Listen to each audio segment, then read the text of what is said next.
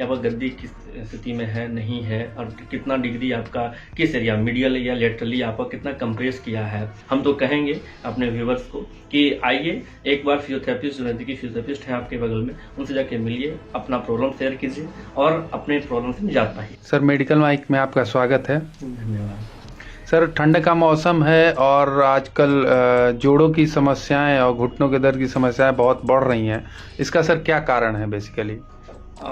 देखिए, बहुत सारा ऐसा कारण है, घुटनों में दर्द हो रहा है, जोड़ों में पेन हो रहा है, और ख़ास करके मौसम जो इस तरह का ठंड हुआ है, तो इसमें होता क्या है ना कि ब्लड का सर्कुलेशन जो है हमारे शरीर में सुचारू रूप से सही से हो नहीं पाता है, खास करके ओल्ड एज ग्रुप वाले में, जो कम एक्सरसाइज वगैरह कर रहे हैं, जो कम घर से मूवमेंट कर रहे हैं, या जिनको सिटिंग जॉब है ना, तो जो फिजिकल एक्टिविटी भी कम हो जाती है ठंड के समय में, है ना, और ब्लड का जो फ्यूना है तो बॉडी में वो कम हो जाता है, थोड़ा सा सर्कुलेशन कम हो जाता है। तो अपने आप को थोड़ा सा मूवेबल रखिए, उससे आपको जोड़ों में दर्द कम आ जाएगी।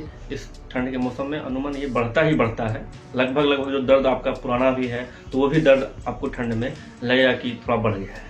तो इससे आप एक्सरसाइज करके अपने आप को बहुत हद तक कंट्रोल कर सकते हैं। मतलब जो ये कहा जाता है कि ठंड के मौसम में पुराना दर्द भी उखड़ता है, वो चीज़ें वास्तविक में है?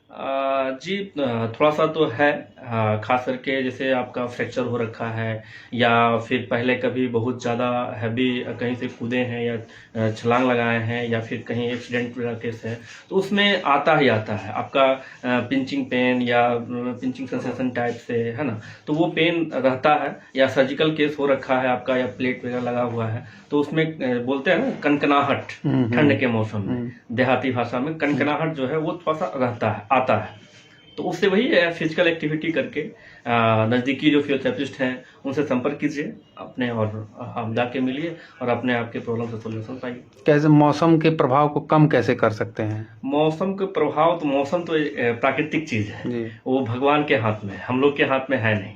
इसको अपने अनुसार उसको कैसे ढालें, मौसम जो है उसके अनुसार हम कैसे अपने अपने शरीर को बिल्डअप करें, इम्यूनिटी को कैसे बूस्टअप करें, और अपने बॉडी में जो फिजिकल एक्टिविटी कम हो गई है उसको कैसे इंक्रीज करें, वो हम कर सकते हैं। लेकिन मौसम कैसे ठीक कर सकते हैं इतने बड़े ब्रह्मांड को, वो तो भगवान ही कर सकते हैं। तो उसमें सिंपल है कि अपने एक्टिविटी, जो फिजिकल एक्टिविटी है उसको बढ़ाइए, इंक्रीज कीजिए, और खास करके जब सूर्य ओपन लाइट है, सनलाइट्स को ज़्यादा से ज़्यादा लीजिए, है ना, कम से कम कपड़ा पहन करके धूप में बैठने की कोशिश कीजिए, खास करके ओल्ड एज ग्रुप वाले को तो है ही, और जो सिटिंग जॉब में है, जो ऑफिस में वर्क कर रहे हैं, काम कर रहे हैं, उनके लिए भी है कि थोड़ा सा अपने आप को टहलने का, चलने का, बुलने का तरीका थोड़ा सा ये कीजिए। और ठंड में ऐसे भी लोगों का जकड़न थोड़ा बढ़ जाता है, एक्स्ट्रा कपड़ा आपके बॉडी पे चला आता है, ठीक है ना, तो आपका मूवमेंट ऐसे भी कम हो जाता है।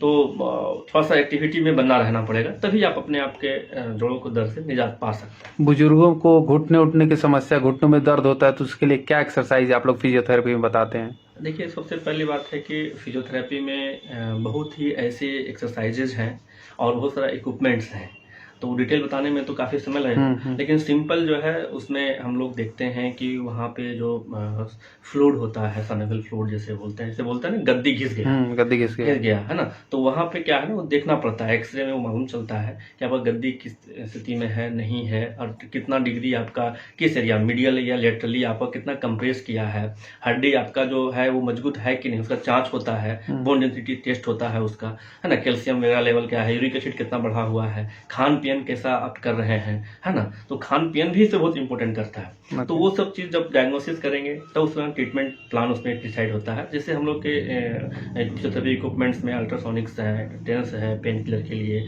प्लस उसके बाद डायथर्मिक है, शॉर्ट वेव डायथर्मिक जो डीप हीट करता है, जो बोन के लेवल तक जाता है और वो मसल्स को और बोन्स को भी वो गर्माहट पहुंचाता है, ठीक है ना, तो उसमें काफ़ी आराम मिलता है लोगों को।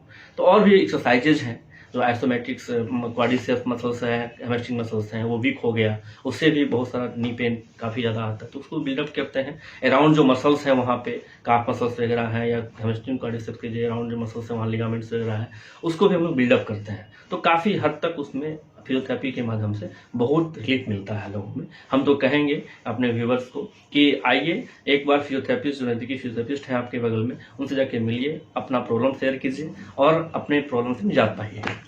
क्या फिजियोथेरेपी कराने रोज जाना पड़ता है या आप अपने घर पे भी कर सकते देखिए, वो हैं? तो डिसाइडेड होगा कि आपका जो प्रॉब्लम है वो कैसा है। ऐसा नहीं है कि आप 2 दिन गए और आपका प्रॉब्लम ठीक नहीं हुआ तो आप बोले कि वो फिजियोथेरेपी खराब है। प्रॉब्लम के अनुसार आपका ट्रीटमेंट प्लान भी तय होता है, तो वो तय करेगा, जो फिजियोथेरेपिस्ट है वो तय करेंगे कि आप 2 दिन करना है या 2 महीना करना है। वो डिसाइडेड जो है वो फिजियोथेरेपिस्ट करेगा। ये कोई हम बोल दें कि 10 दिन ही कराना है, डॉक्टर्स लिख के भेजते हैं कि 2 वीक कराना है। ऐसा नहीं है कि 1 तारीख से शुरू हुआ 15 तारीख तक करवाए और ठीक हो गया। हो सकता है कि 20 तारीख भी लगे, हो सकता है कि 10 तारीख में ही ठीक हो जाए। तो वो डिसाइडेड करेगा जो प्रॉब्लम के कितना उसमें है, उसके ऊपर डिपेंड करता है। ये नहीं कि 2 दिन कराए, 5 दिन कराए, हो सकता है 2 महीना में ठीक हो। तो वो डिसाइड होता है प्रॉब्लम कैसा है आपका। सर बहुत बहुत धन्यवाद जुड़ने के लिए। Thank you. ऐसे ही खबरों के लिए